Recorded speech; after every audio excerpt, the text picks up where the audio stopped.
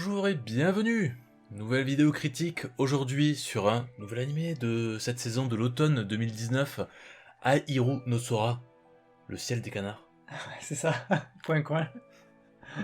Donc c'est un nouvel animé tiré d'un manga publié dans le Shonen Magazine, donc un magazine assez populaire où on peut retrouver Hajime no Ippo, où on a pu retrouver Fairy Tail, maintenant Eden Zero, etc. etc. Et donc c'est un manga sur le basket. Donc c'est un manga sportif. Justement, les mangas sportifs, on en voit surtout chez le Jump, et justement, des mangas de basket, on en voit pas souvent, surtout des populaires, parce que celui-ci est quand même publié depuis 2003, depuis fin 2003, début 2004 si vous voulez, et il est toujours en cours de parution, et dispose aujourd'hui de plus de 50 tomes, ce qui est quand même assez énorme, plus de 600 chapitres, et il a jamais eu d'adaptation animée jusqu'à aujourd'hui. Alors c'est vrai que c'est un petit peu surprenant de le voir arriver en 2019, après tout ce temps, hein, il y a quand même plus de 50 tomes, moi je l'attendais plus, parce que voilà, pour le coup, moi je suis fan de basket, de manga, donc quand les deux se rejoignent, j'ai un petit intérêt dessus, j'avais commencé à lire le manga à l'époque, ça remonte à très très longtemps. Donc ouais, je l'attendais plus forcément. Savoir que le manga est édité chez Glénat, hein, et ils ont édité tout jusqu'au tome 50, mais ils font ça en volume double, parce que ça marche pas très bien en France. Ouais, voilà, donc ça c'était une adaptation qui sortait un petit peu de nulle part au final, et généralement quand c'est comme ça, c'est pas super bon signe. Justement, par exemple, un exemple assez marquant, il y avait Area no Kishi, manga de foot, justement du Shonen Magazine, qui lui aussi a une adaptation en retard, et pour le coup c'était pas terrible. Bon voilà, on avait des a priori, et au final, après avoir vu 2 épisodes, moi en tout cas j'ai été plutôt rassuré, parce que voilà, c'est un manga, contrairement à Kuroko no Basket, on va faire le parallèle, parce que c'est voilà, c'est un truc de basket qui a été assez populaire récemment, c'est quelque chose qui va adapter le sport de façon plus fidèle et moins exagérée. Allez, Kuroko no Basket, ça va se rapprocher d'un Olivier Tom, d'un Prince of Tennis avec des super techniques, des personnages extravagants. Et là, ouais, ça va être réaliste, ça va être presque une histoire en fait de slice of life, hein, de vie commune au lycée. À côté de ça, avec des personnages qui jouent au basket. D'ailleurs, l'histoire met assez longtemps à se mettre en place, si je me souviens bien. Hein, ils jouent pas de match avant un petit moment. Donc c'est aussi bien voilà, de développer un petit peu le côté, l'aspect lycée à côté. Et puis en ce qui concerne le basket, ben, c'est plutôt pas mal, surtout au niveau des animations. Alors c'est vrai qu'au niveau de l'animation japonaise, ils ont un petit peu du mal quand même avec le basket. Même dans Slam Dunk à l'époque, l'animé adapté du manga, du célèbre manga absolument énorme que j'adore, pour moi c'est ma bible, c'est mon livre de chevet, hein, Slam Dunk. L'animé était pas top, voilà, parce qu'il y avait des animations un petit peu random, la fin était totalement hors série, et même Takehiko Inoue l'approuvait pas, en fait, il disait gentiment que c'était de la grosse merde. Voilà.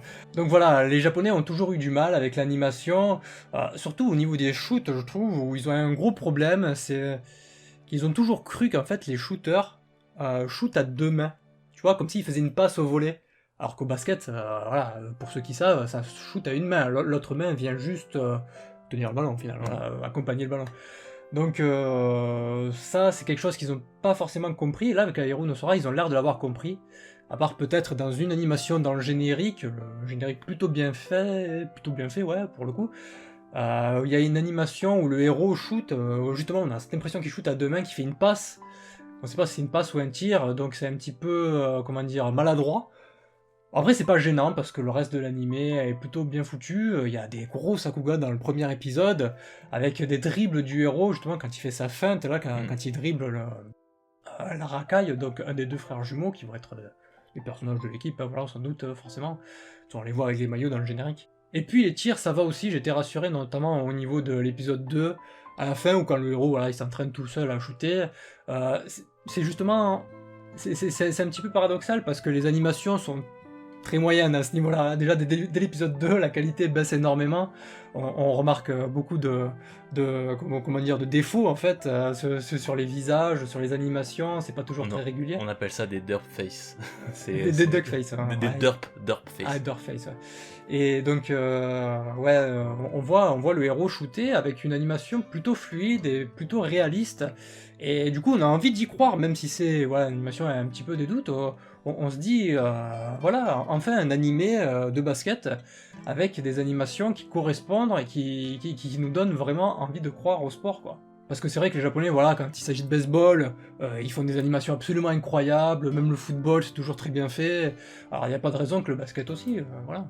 Alors pour l'histoire, c'est un truc pas trop original, donc c'est le nouvel étudiant transféré, d'ailleurs c'est un petit, justement pour lui donner une faiblesse par rapport au sport où il faut être grand, un peu comme IQ justement. Donc il s'appelle Sora Kuromatani, il est doublé d'ailleurs par Yuki Kaji, immense star du doublage, on le reconnaît pour Eren Yeager, Il fait beaucoup de héros, Meliodas. des petits fragiles comme ça. Voilà, exactement, le petit Shota.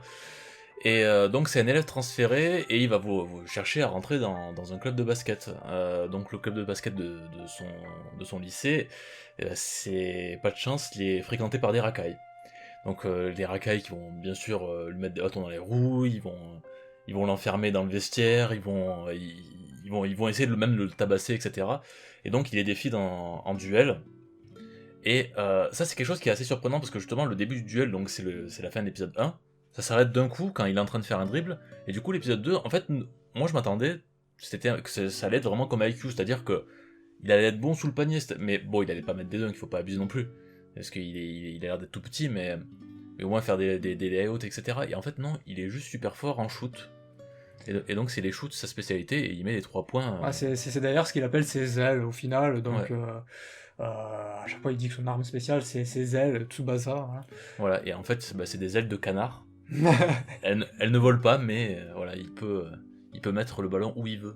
Ouais, d'ailleurs, on ressent énormément dans l'histoire l'influence de Slam Dunk qu'a sur le manga. Ouais, avec les Notamment, racailles. les racailles, voilà, il y a ce groupe de racailles avec les coupes, voilà, les coupes bananes, hein, comme ça se faisait à l'époque. Et puis l'histoire des deux frères jumeaux, je trouve, ils ont, les deux, parallèlement, ils ont un petit peu un côté Sakuragi. Surtout le mec un petit peu voilà, comique, hein, qui a la voix de Katsuki Konishi d'ailleurs, hein, un vieux doubleur qui va doubler un jeune. Ça fait longtemps qu'il a pas fait des rôles comme ça. Normalement, il fait souvent les darons, hein, surtout récemment.